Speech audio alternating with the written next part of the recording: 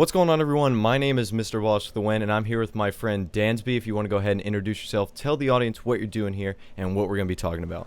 Hey everyone, my name's the Great Dansby, or you guys can call me Danny. I'm on this dual comm with Ross over here because we're going to be speaking about Call of Duty Black Ops 2 and what we think of the game so far in the first week of its existence. So I'm actually really impressed with Black Ops 2. You know, Modern Warfare 3 left this super sour taste in my mouth. I don't know about you. It wasn't the greatest game.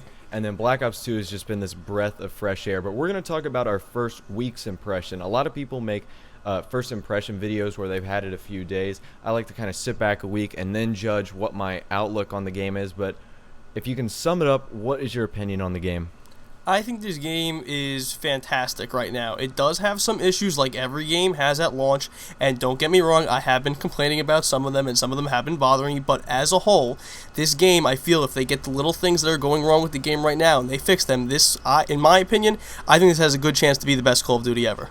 I agree with you. I mean, there's so few things wrong with this game. I mean, the thing that was about Modern Warfare 3 that just really upset me is just the huge amount of BS in that game, like death streaks, and then all these different perks that were just unbelievably weird. But in this game, the only thing that I can really see being an issue is the connection, and I'll kind of an asterisk. We're still on DEFCON 4, so I can't really judge the connection until we get to DEFCON 5. Right. And then I would honestly say some of the head glitching spots. I don't know if you've run into that same issue, but there's a lot of maps that just contain more than its fair share of head glitching spots. Like drone and carrier, probably predominantly the most two. What do you think about those? Drone is pretty bad, but carriers, my god. But yeah, you're right. Worst. It's horrible.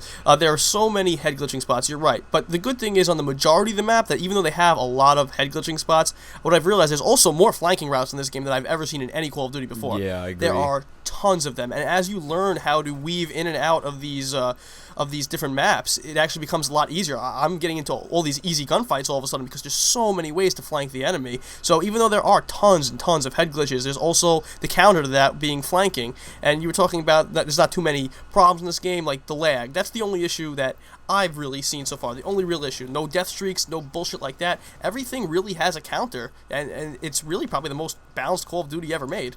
Yeah, I agree with you. I mean, a lot of people say the shock charges are overpowered, and it's like you toss them on the ground, and it's like another bouncing Betty. You got Tac Mask. You run Tac Mask, and you're not even affected by it. And you were mentioning a lot of flanking routes. The gameplay that's on, it's on Plaza, what's most famously known as the dubstep room. That little back alley is a perfect flanking route if you don't want to run down the middle.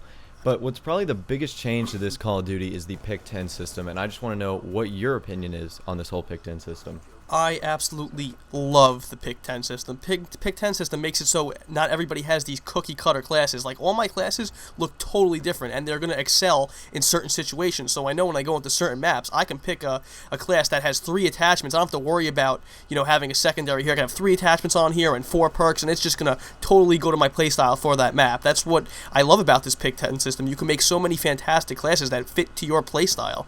Exactly. It's like, I think there's one class where I literally have 2 first perks, 2 3 slot perks, and then a primary gun with 3 attachments. That's all I have.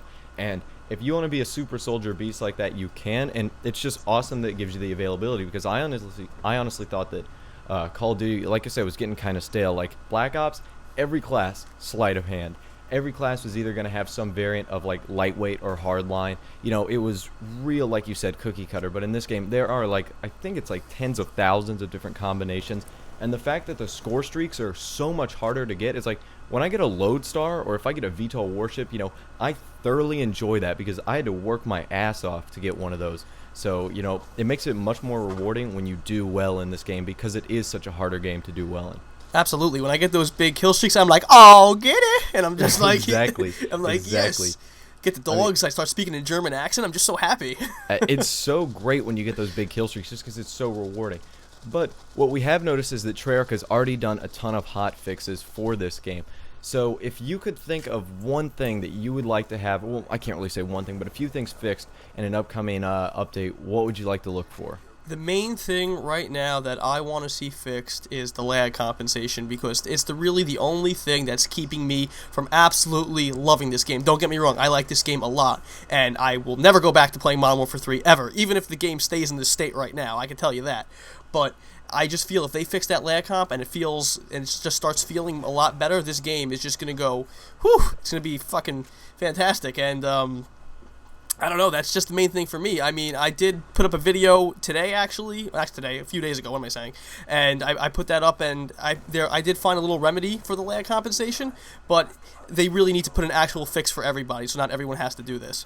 And how do you think they're going to go about doing that? You know, I'm not a coding expert, but how do they go about like fixing lag compensation? Is there a way to just like improve servers or change the settings or anything along those lines? Well, one thing that they'll probably do is make the matchmaking a little better. So you're gonna really be playing with people in your region. So like if you're in New York, hopefully they won't ping you to anybody that's further away than maybe New Jersey or Connecticut or something like that. But there are also issues with that. That's how this is the first Call of Duty that actually matchmakes based on ping rather than matchmaking, you know, for internet speeds.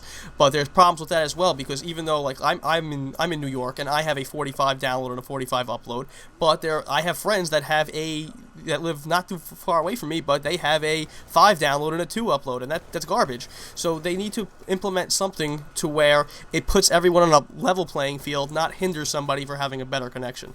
And that's why I'm giving them a little bit of slack, because this is the very first system that they've used. They haven't had like any trial and error examples for them to go on and say like, hey, this didn't work in this Call of Duty, so we're gonna do this. I mean, this is like the very first run, and of course you could say like, oh, you could have done a beta, but a game that's as big as Call of Duty is kind of tough to do a beta sometimes. So yeah, I agree. I mean, once the connection is fixed, I honestly can't see anything really wrong with this game. You know, it's got great balance, the guns are super fun to use, they've all got a different feel and a different style. And I honestly can't wait to, like, not that I don't want to get this commentary over with, but start playing Black Ops 2, like, right after this. But anyways, this commentary is wrapping up. Dansby, do you have a channel or a Twitter, anything you want all the subscribers to go visit? I do have a Twitter account. It's Dansby, and I also have a YouTube account, which I'm sure my pal over here is a link in the description. It's Dansby as well, but with it's Dansby as well, but with a Z right after the it. So hopefully you guys will check out my channel. Maybe you guys will enjoy that stuff as well. All right, hope you guys have a great rest of the day, and check out Dansby's channel, and I will see you guys in the next video. Later. Hostile death machine spinning up. Kill confirmed.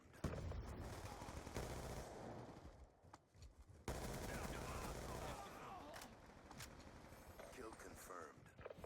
Kill confirmed. Hostile UAV above. Kill confirmed. Lightning strike on standby.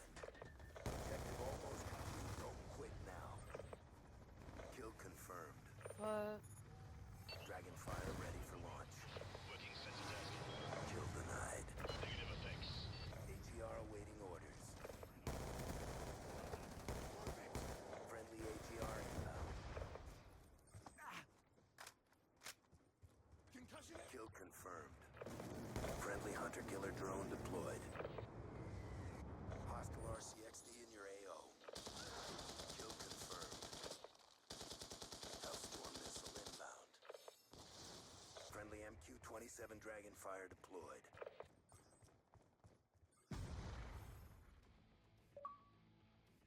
Operation complete. Nice job, grunts.